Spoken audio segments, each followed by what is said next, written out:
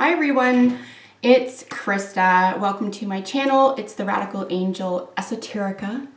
Finally doing your sun signs for all 12 signs. So this is just a nice little introduction to astrology for your sign. I'm going from Aries all the way to Pisces. So I hope you really enjoy this series. It's about time that I put this up for you. So I'm actually really excited. So Aries, this is all about you, Aries sun. If you want to know more about your rising sign and your moon signs, I'm going to be putting up videos for those as well. But for now, let's just pay attention to your sun sign. So we're going to be looking at about 12 themes for your sign. You can follow up with anything that I say online. You can look at some of the individuals that I've added in the description box below, which is where I found a lot of my information just recently. So I've been looking at astrology for over 30 years now. I have not become a professional, so I didn't go to class or anything for this. It's just a real personal interest in it. You can go to school for this stuff, which is kind of cool. So again, these are just the basics for Aries sun sign. Let's get started. So we're just going to begin with your sign. What is it? It is the most likable trait about your sign, Aries, is courage. You are ruled by Mars. So Mars is the planet of aggression and war, as you know.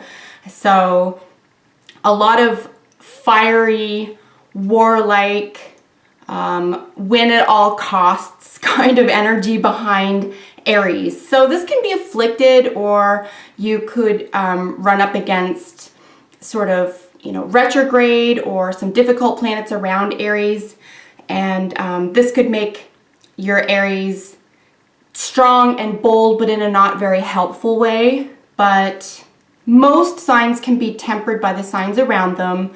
So for example, you might be Aries sun and have a Pisces moon, for example, and this is going to soften your Aries up a little just because we have Pisces in water.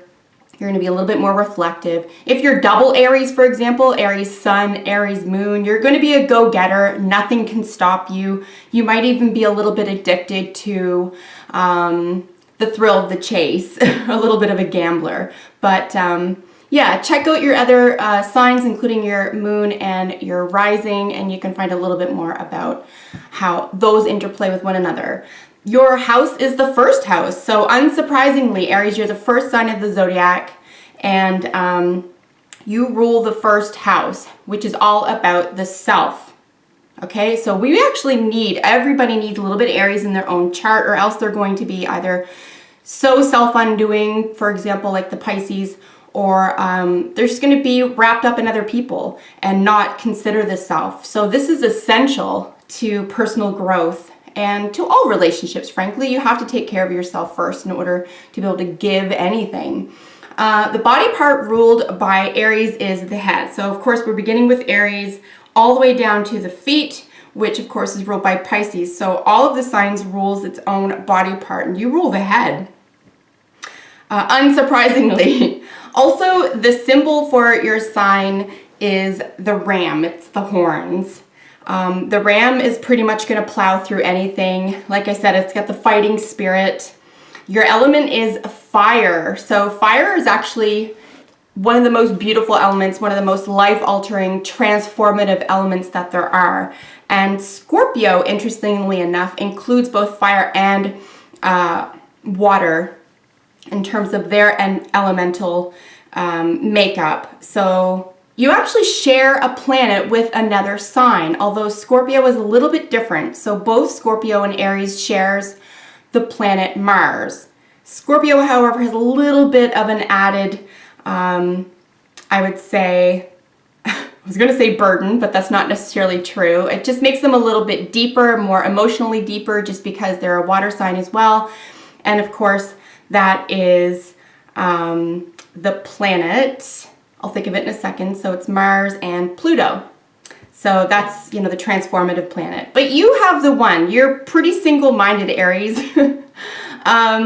Your strength is that you can talk yourself into achieving anything. No one can stop you. No one can hold you back. You're pretty much your own hero. And that's really great when it comes to someone like myself who's a Cancer sun, to be able to look at someone who's just like, I have no fear, I'm going to go for gold. Aries, it's really nice to look at that and to see that that is absolutely possible and that you can do anything that you set your mind to, and it's very inspiring. One of your weaknesses, however, for your sign is that you can try to get everyone else involved in what you're doing. And even though you're inspirational for having someone else follow their own dreams, not everyone wants to follow your dream. So while you may be inspiring with that go-getter attitude, maybe just make it a single vision, and then anyone you can pull into your fray on the way by virtue of you behaving that way, that's great. They're going to be wonderful allies for you. But expecting everyone else to want to do exactly what you're doing or to have the same passion or charisma behind it isn't always going to work out. So try not to be too disappointed, for example, when you can't get everyone else as excited as you are about something. You have a cosmic tie to other Aries individuals, which makes your relationship with other zodiac signs unique in that sense. No other zodiac sign has a cosmic tie to itself. So you tend to really understand other Aries people really easily. You tend to see each other's point of view. And it's not simply because you're both fire signs. If that were the case, you'd be able to sort of see exactly what, say, the Sagittarius or Leo has going on in their mind or in their hearts. But you're just going to be able to connect with other Aries people straight up, and you're going to high five pretty much the whole time. The age associated with Aries is, of course, the infant. It's the very beginning. It is the self. It's the knowing, the understanding that you are a physical being. So there could be a sense of infantile outlook. So if this sign isn't mature, for example, or if they don't have other planets around it that is going to mature this element, you can be accused of being maybe a little bit immature emotionally, or even the way that you go about things, because there's so much excitement that you can't see the forest for the trees, or you can't see problems, sort of anticipate problems, for example. You're also, the quality or the modality of your sign is cardinal. So again, no surprise that you're going to be the first one out the gate, the first one to take things on. Cardinal signs are always, they're the pioneer. They're the initiator. They're the ones to go about and try something new. They're ready to forge the unwalked path. So this is actually beautiful for you. And just as a quick mention, your opposite sign in the zodiac is Libra. So interesting to note, the Aries first house is the self. Okay, it's not about sacrifice, not even about getting along with anybody else.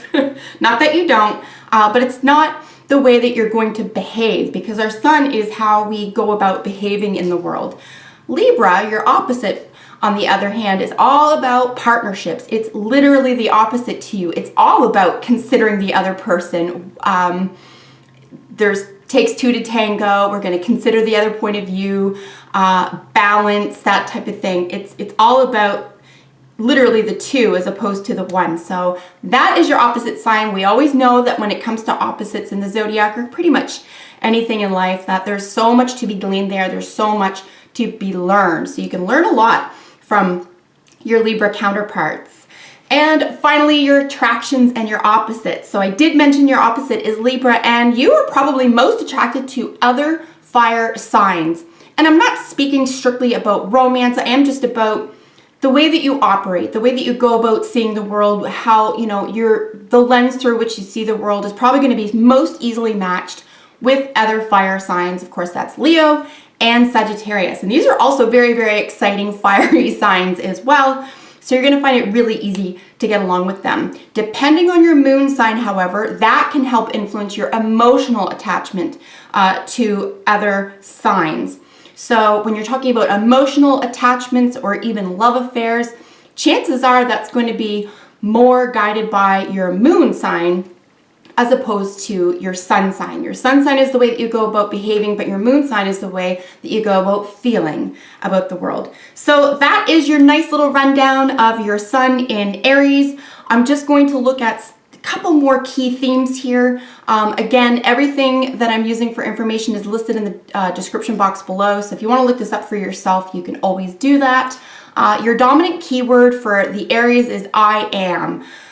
This is actually, in my view, a biblical term. I am the I am. That's kind of God. That's God. So you could be accused of having a God complex. Again, it doesn't necessarily have to be a bad thing. You can use this to your advantage and to help those around you. Your lucky day is Tuesday. Your lucky numbers are 1 and 9. And as I said, you rule the head. Your sign rules the head. Animals ruled by Aries are sheep and especially the ram. So I'm going to stop there. Do look forward to your moon and rising sign videos. Thanks so much for joining me today. And let me know if these make sense to you as an Aries.